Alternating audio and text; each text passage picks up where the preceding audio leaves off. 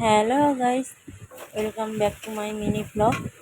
তো দেখো এখন চিকেন চিকেন রান্না করছি। তোমাদের দাদাভাই চিকেন নিয়ে এসেছে। এদিকে দেখো বাবার জন্য একটু তরকারি করে নিয়েছি, আর এদিকে আলু ভেজে রেখেছি এবং চিকেনটা ধুয়ে রেখেছি, আর ভাত আমার হয়ে গেছে আগেই। তো এখন কড়াইতে ভালো করে পেঁয়াজটা ভেজে নিচ্ছি। পেঁয়াজ ভাজা হয়ে গেলে এখন হলুদ গুঁড়ো, লঙ্কা গুঁড়ো দিয়ে দেবো। দিয়ে চিকেন ভালো করে মশলাটা কষিয়ে নেব। মশলাটা কষিয়ে নিয়ে চিকেনগুলো দিয়ে দেবো। যখন মশলা থেকে তেল বেরিয়ে আসবে তখন চিকেনগুলো দিয়ে দেবো কড়াইতে। তো দিয়ে ভালো করে চিকেনটা কষিয়ে নিয়ে জল ঢেলে দেবো। তো দেখো এদিকে আমি মশলা কষাচ্ছি। তোমরা কে কীভাবে চিকেন রান্না করো আমাকে জানাবে। আমি তো এইরকমই রান্না করি।